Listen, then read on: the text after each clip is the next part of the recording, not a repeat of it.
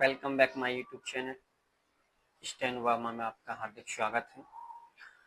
आज की स्टोरी है अखंड भारत का इतिहास और विभाजन।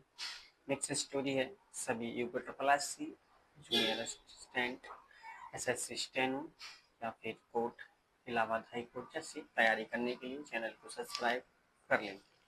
स्टोरी स्टार्ट होगी 5 सेकेंड बाद।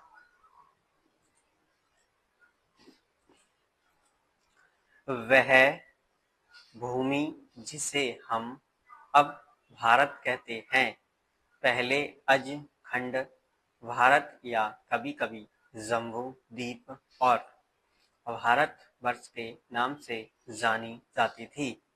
यह संपूर्ण क्षेत्र 16 महाजनपदों में विभाजित था। हालांकि भौगोलिक रूप से पूरे क्षेत्र को अखंड भारत कहा जाता था, क्योंकि यह विशाल भूभाग अविभाजित रहा था। प्राचीन भारत की संपूर्ण भूमि 7 मुख्य भागों में कैसे विभाजित हुई, यह इंद्रदीप, कसेरू, ताम्रपाणी, गंबिस्तामान और नागदीप, सौम्य गंधार और वरुण में विभाजित थी।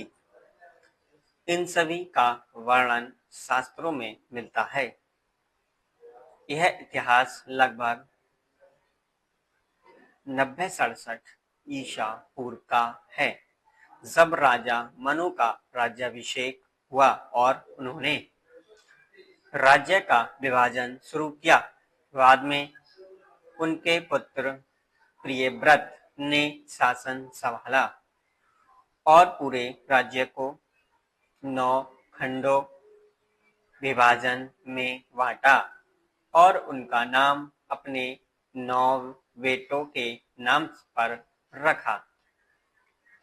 इस विशाल भारत के प्रसिद्ध शासकों में चंद्रगुप्त मौर्य और सम्राट अशोक थे, जिन्होंने सबसे बड़े साम्राज्य की स्थापना की। भारत को हमेशा महान आध्यात्मिक, सामाजिक और राजनीतिक विविधता वाली भूमि माना गया, लेकिन यह एक ही संस्कृति से एकजुट थी। इस पाठ में 7 प्रमुख पर्वत श्रृंखलाओं महेंद्रमलय, सहाय, सुक्तिमान, ऋक्षक, विंध्य और पारियात्र और 9 भौगोलिक विभाजनों इंद्रदीप, कशेरू, ताम्रपाणी, गंबिस्तामान, नागदीप, सौम्य, गंधार और वरुण का भी उल्लेख है, जिनका वर्णन प्राचीन ग्रंथों में मिलता है और जो भारतीय प्रायद्वीप की सीमा बनाते हैं।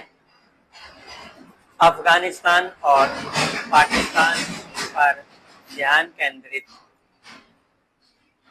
यह पाठ विशेष रूप से अब अफगानिस्तान और पाकिस्तान के नाम से जाने जाने वाले क्षेत्रों के इतिहास का विवरण देता है।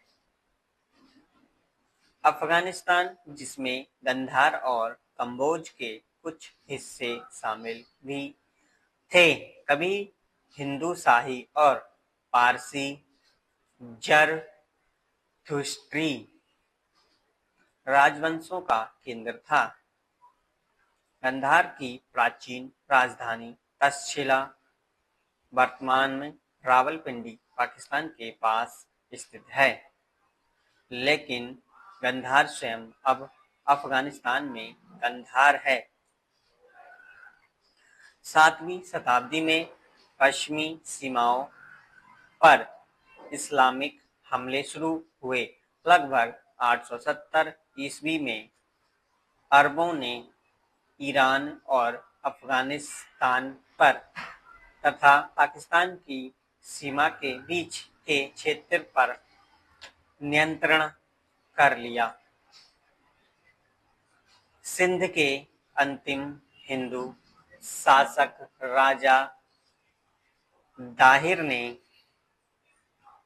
679 ईस्वी से 711 ईस्वी तक शासन किया और 712 ईस्वी में मोहम्मद बिन कासिम की सेनाओं द्वारा मारे जाने के बाद सिंध में मुस्लिम शासकों की स्थापना हुई।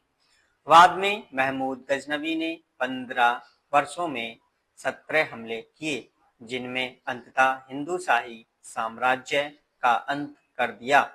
इस प्रक्रिया से यह क्षेत्र भारतीय संस्कृति और राजनीतिक दायरे से बाहर होते हुए चले गए। ट्रंप के दावे और उनकी विश्वसनीयता। अमेरिकी राष्ट्रपति ट्रंप कब क्या कह दें। Full stop. स्टोरी अच्छी लगी हो तो लाइक सब्सक्राइब करना ना भूलें। चैनल को सब्सक्राइब जरूर कर लें अगली वीडियो के लिए। धन्यवाद।